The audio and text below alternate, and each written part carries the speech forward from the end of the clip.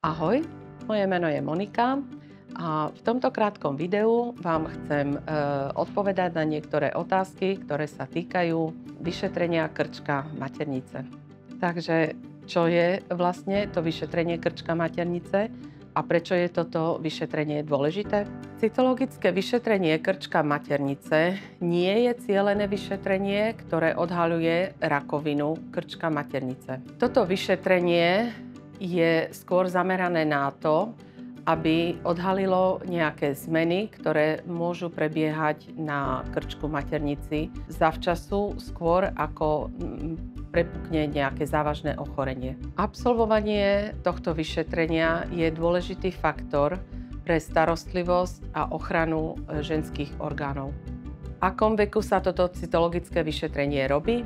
Všetky ženy sú na toto vyšetrenie pozývané od veku 25 rokov. A rutíne sa toto vyšetrenie vykonáva v pravidelných intervaloch až do dovršenia veku 64 rokov veku života.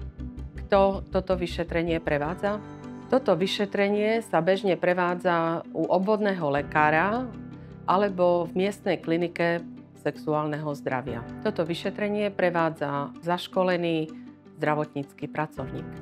Toto vyšetrenie je bolestivé alebo nakoľko môže byť nepríjemné.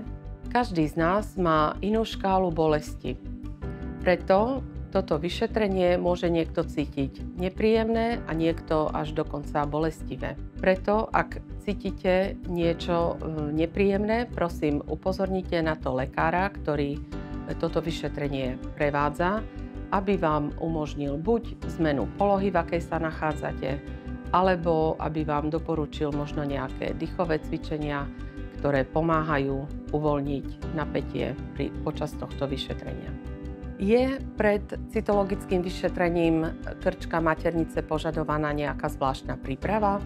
Ak je to možné, naplánujte si návštevu na to vyšetrenie uprostred menštruačného cyklu, to znamená 2 dní po ukončení krvácania alebo 2 dní pred začatím ďalšieho krvácania. Pred vyšetrením nie je vhodné používať vaginálne prípravky alebo lubrikačné gély, pretože tieto môžu ovplyvniť výsledok. Počuli ste už niečo o ľudskom papilomavíruse, v skratke HPV, a neviete o ňom nič? Infekcia ľudským papilomavírusom sa vo väčšine prípadov prenáša pohlavným stykom.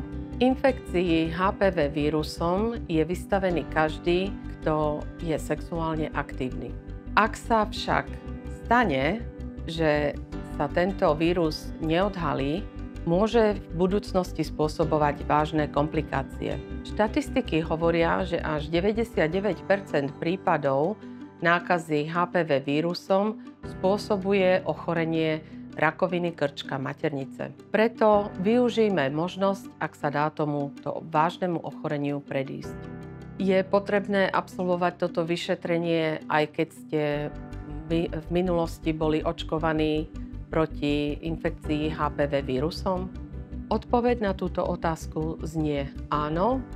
Stále odporúčame navštevovať tieto pravidelné vyšetrenia, aj napriek tomu, že ste už v minulosti boli očkovaní proti HPV vírusu.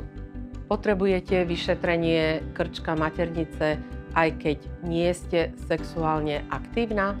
NHS odporúčuje toto vyšetrenie všetkým ženám od veku 25 do 64 rokov veku života, bez ohľadu na to, či sú sexuálne aktívne alebo nie.